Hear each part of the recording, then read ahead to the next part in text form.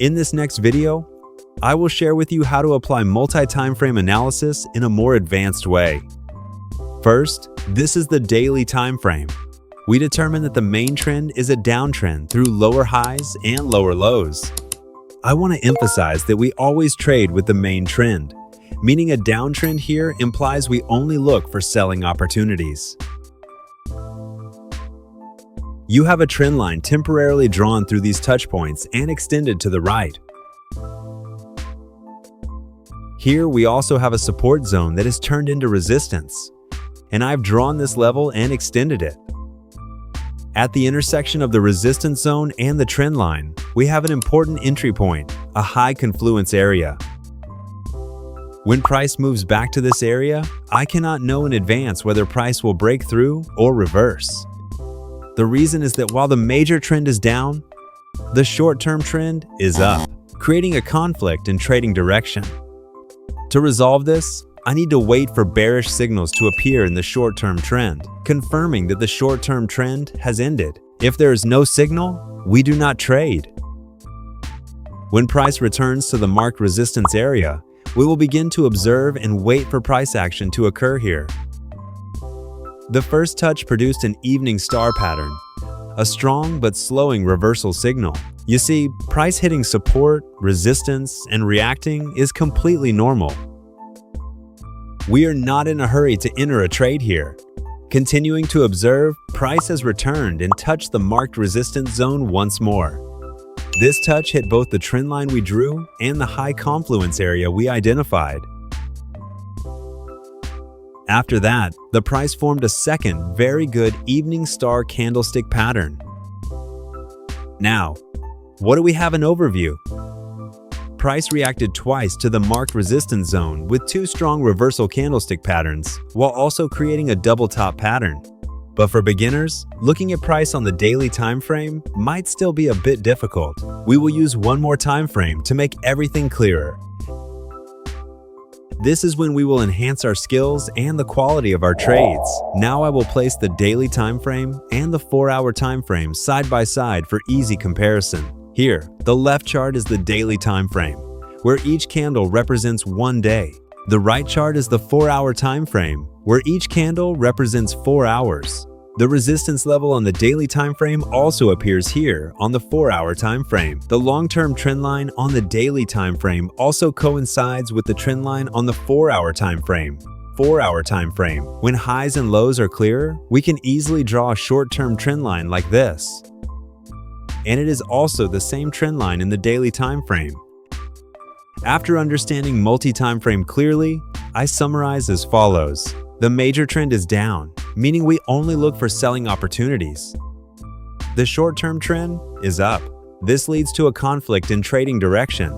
When price reaches the confluence point, I wait for a price reaction. An evening star pattern appears, and it had appeared very well once before. Then I observe the 4-hour time frame to look for a short-term trend change from bullish to bearish. In the 4-hour time frame, we clearly see price creating higher highs and higher lows, an uptrend. However, when price breaks that short-term trend line, it's the first bearish signal. When price breaks the neckline in the double top pattern, the downtrend is confirmed. At this point, you can enter a sell order as soon as price breaks out or wait for further confirmation signals. You can watch more on how to enter trades with candlestick patterns in my previous video. The most important thing is the trading direction. Clearly, the minor downtrend has been confirmed. Why is it necessary to use the 4-hour time frame after price reacts at the confluence point? Because without a trend change or a trend line break, price could absolutely continue to rise, creating higher highs and higher lows. Eventually, it might break the long-term trend line. Hopefully, this example helps you better understand how to combine multiple time frames to make more accurate trading decisions. Thank you for joining me this far. If you have any questions or feedback, please comment below the video. Don't forget to like and subscribe to support the channel's continued growth. Now, we will continue with the rest of the video. Now I will go into another example. We will apply multi-timeframe analysis from high timeframes down to low timeframes in detail. This time, I will use 3 timeframes, starting from the weekly, then the daily, and finally the 4-hour. Starting with the weekly time frame, the downtrend is still very clear. This is an old support zone that was broken and became resistance. This is the trend line. And this is the important confluence area we need to pay attention to. After identifying all the important levels on the weekly time frame, we move down to the daily time frame. There is a very beautiful entry signal here when the candle shows a strong rejection at the confluence point, meaning the price rejects both the trend line and the weekly resistance zone. But we still cannot enter a trade right now unless we have confirmation that the short-term uptrend has ended.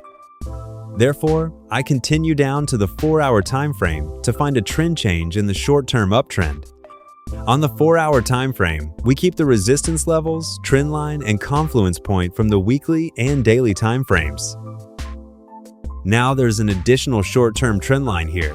When price hits the confluence point and then breaks the short-term trend line, the short-term trend shifts to bearish and aligns with the long-term downtrend. This is exactly when we start looking for a sell entry point, as all timeframes are in agreement and there is confluence. What you need to do is select high-quality trades, and understanding the concepts in this video will help you get closer to that goal.